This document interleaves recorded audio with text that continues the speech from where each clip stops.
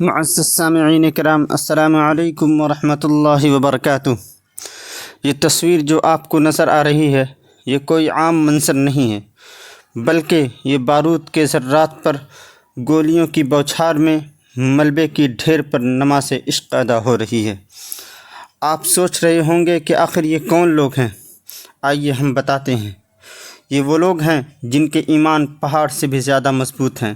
کوئی ایسا گھر نہیں جہاں شہداء کے نام نہ ملیں، کوئی ایسی جگہ نہیں جہاں بموں کی برسات نہ ہوئی ہو، اور نہ ہی کوئی ایسی دیوار ہے جہاں گولیوں کی بوچھار نہ ہوئی ہو۔ ہر بارود کے مقابلے میں سینہ سپر نظر آئے، گولیوں کے مقابلے میں انسانی ہجوم آیا، درندوں کے مقابلے میں شیر دل انسان آئے، مظلوموں کا حساب کرنے مجاہدین نے صف بندی کی۔ گزشتہ دنوں بقرعید تھی۔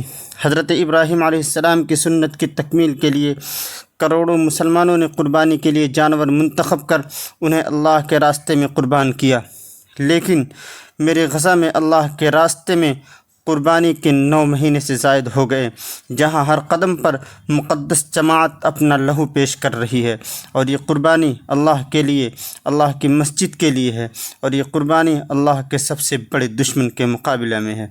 غزہ تم سرخرو ہوگے، غزہ تم فتح یاب ہوگے، تمہارا دشمن نیست و نابود ہوگا۔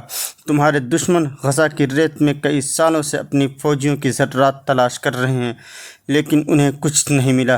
غزہ تم عزت و عظمت کا شہر ہو، تم بہادر و استقامت کا نشان ہو، تم ہواؤں کا رخ موڑنے والے ہو۔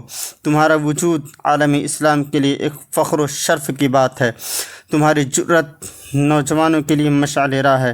ٹوٹی بستیوں اور تباہ شدہ مسجدوں کے سائے میں تمہاری نماز عشق رنگ لائے گی۔ تمہارا وجود عالم اسلام پر جگمگائے گا۔